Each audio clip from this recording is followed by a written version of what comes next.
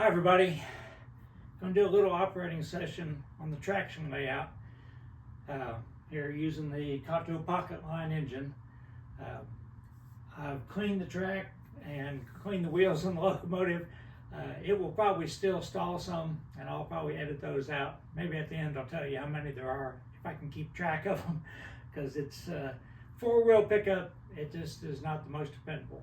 Maybe on Kato track it would be perfect. But on the Pico track, it's occasionally it will stall. Usually when I'm changing directions is what it does. So let me zoom you in closer here, tell you what we're going to do, and then we'll get started. This is where we're going to start the video with the locomotive pulling two cars out from behind the old mill. We've got a refrigerated, boxcar, probably frozen French fries or something. That's going to be delivered to this transloading dock. We've got a trailer there waiting to take them away, and actually probably should be a refrigerator trailer too, but I don't have one. Then we've got a bulkhead flat car, which is going to go basically down here to this loading area, so they can get it with a fork truck. And we're going to use the spacer car because if they pick up the refrigerated car before the flat car is unloaded, they're going to need some way to get it, because remember the lines end right here. So we're going to use the spacer car. Come over to the bakery. The covered hopper is going to stay where it is, but we need to pick up the Soo Line cars, and then we'll have to respot the covered hopper. So we've got two cars coming into the layout and one car leaving, which is the Soo Line boxcar. So I'm going to add some music in here so it's not so quiet. So we've got the locomotive going to come out behind the mill. And I have to run a little bit faster than I like.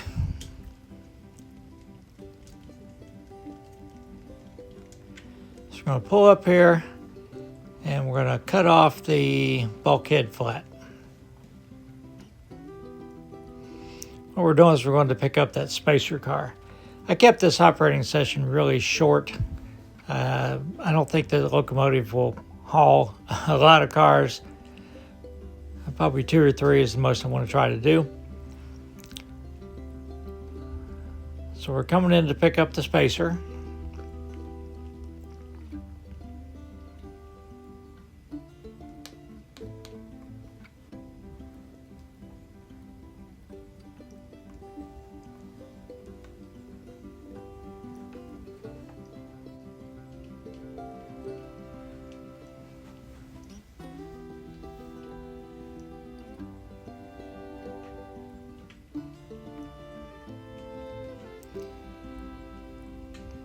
Feels weird not to be blowing the horn. So now we're going to come back and grab the bulkhead flat.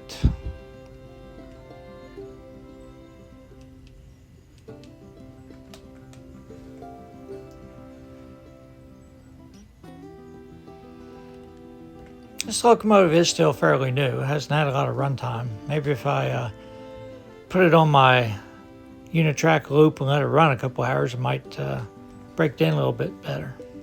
I'll have to try that.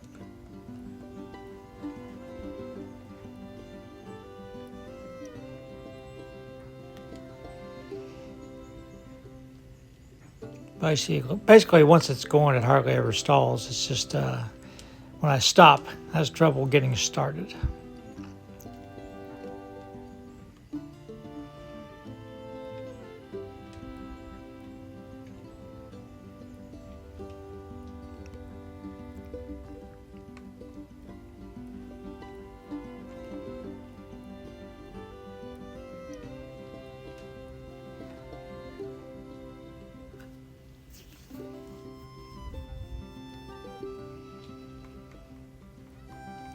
All right, we'll leave him here. Then we'll ease forward a little bit and spot the Milwaukee Road reefer at the loading dock.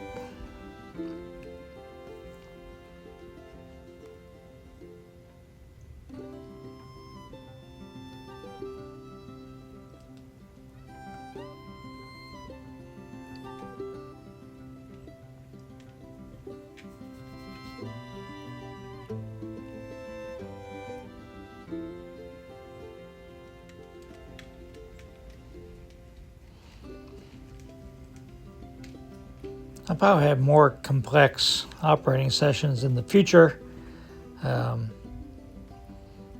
Just wanted to keep this one simple. And I'm glad I did, because I wasn't sure how it was going to go.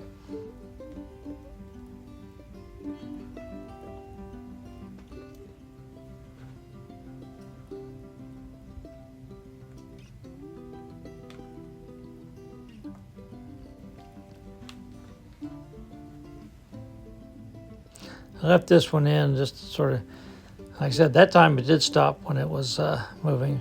It's tough to clean that track that's in the pavement. Almost have to use like a bright boy on it and just the tip of it. And then you always run the risk of messing up the pavement where it touches. So we zoom forward to put the Soo Line boxcar out of the way.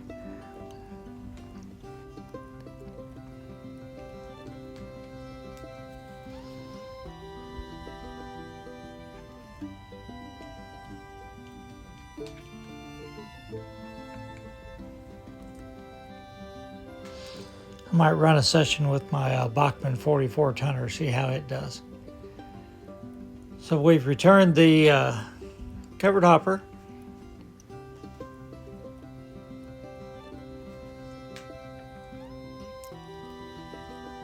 And the last thing we have to do is pick up the Soo Line boxcar and head back to the staging yard.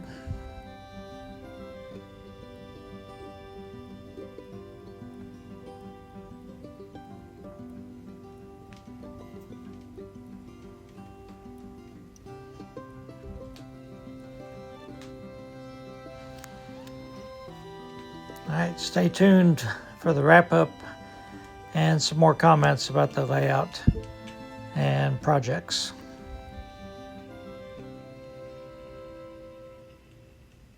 Well, that was sort of fun.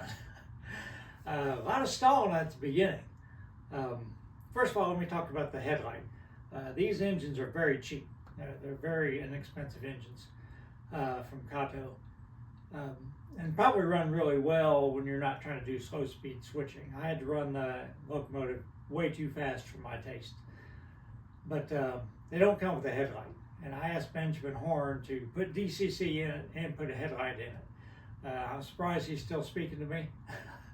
He did it, but of course on DCC, anytime you stall, lose power, you have to turn the headlight back on.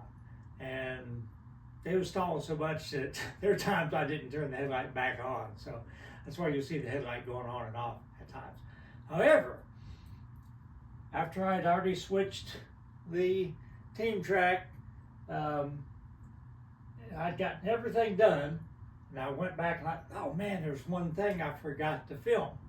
You know, coming back and getting the bulkhead flat car and pushed it in. So I had to restage the bakery so the cars would be in the right spot. And so I went ahead and restaged it, and everything ran pretty well. I mean, it was much better than it was the first time. I wish I'd have filmed that, but I thought, I'm not going to tempt fate and go back and try to refilm everything. But when you see me going out and like pulling the spacer car out and coming out, going to get the bulkhead flat, coming back, that's all basically one take. There was no stalling there.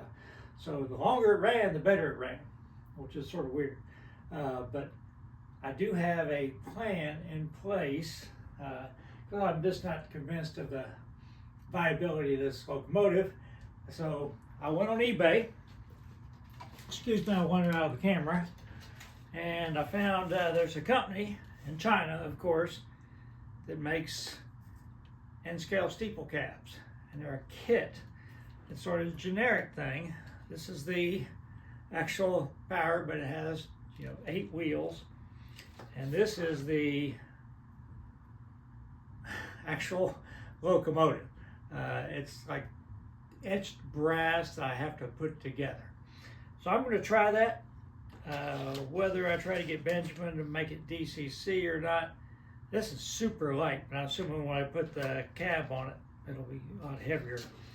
Or just run it as DC, which I could have done this. I could have run it on DC on this, but anyhow, hopefully this will be better running.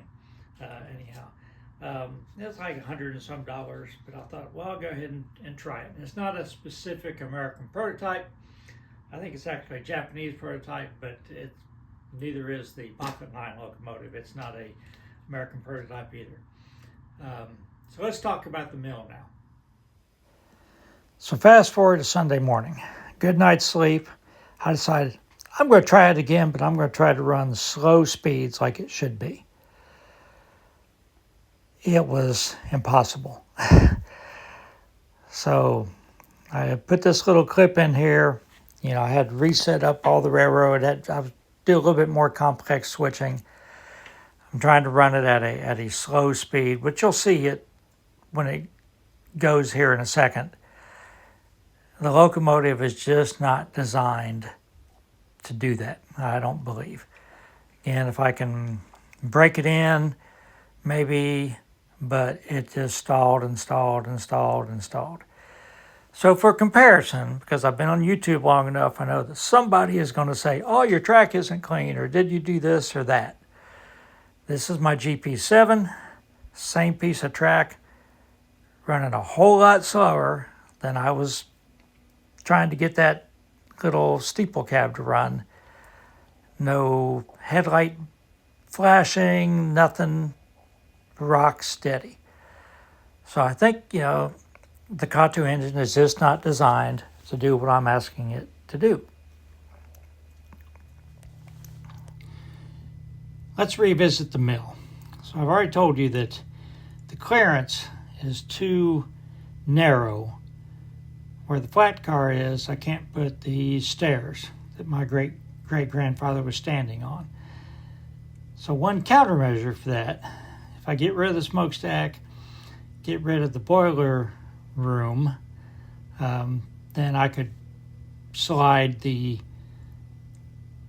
building back away and have room for the steps. So I glued the boiler room onto the main building. So I'm going to take it off now. Hopefully I don't destroy it, and put it back, and we'll see what that looks like. Okay, that wasn't too bad. I didn't damage the building. This is where I think I could move it to. Still have plenty of clearance on the left there for the train to come through. Now on the right, it looks like I would have plenty of room for the steps. Now if you remember in the photo, let me switch the camera around here so you can see that side of the building. So I'll put a photo in here again after I talk about it, just to refresh your memory. So the steps, there's actually an incline, like a hump here. They had steps going down to get to this door right here, which you really can't, in the photo, you really can't hardly see that door. It was covered up. It may not actually have been steps, but it's sort of like an incline or something going down to it. But this window and this window were, you couldn't hardly see it because of that hump where they brought the wagons up. The steps and the landing were on this door right here, and they came down, and they basically went down to about the front of this window, when you'll see. And actually it's not even because of the hump, it's not even, you can't see the bottom of this window in the original photo. And of course this door up here had nothing in it. It was open.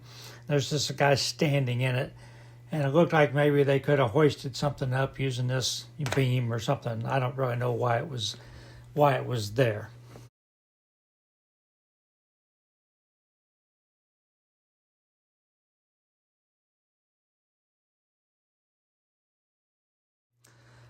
So what I did not really want to scratch build this. I didn't think I would have the skill to do it. So I searched online, and luckily Showcase Miniatures has an exterior stairs in scale.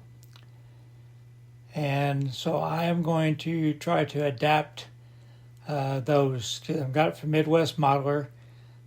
Actually got two of the kits in case I messed one up. I'm definitely going to have to adapt it a little bit, I think. I'm sure it's not the height I need it to be, but we'll see. So, yeah, I listened to your comments. I agree the building looks kind of plain like this.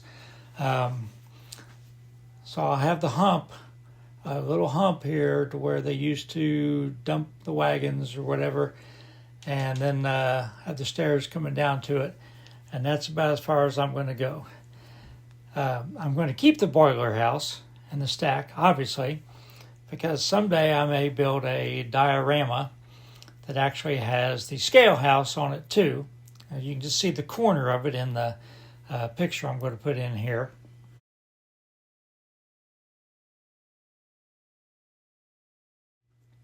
And maybe, complete the scene more or less. Anyhow, so if I decide to move the mill, what would I put there? Well, I could build this. This is an old hay and straw warehouse in Georgetown. Probably built in the 1890s or so. Be a fairly easy build, except for the double ghost signs. That would be a really cool building. It'd be a nice view block. Another building here in Georgetown is this old seed company. It actually has a railroad spur in the back that hasn't been used in forever. So those are a couple things I could build to be good view blocks right there. So anyhow, I will keep you posted as what my decision is. Happy Thanksgiving. Don't eat too much and stay safe.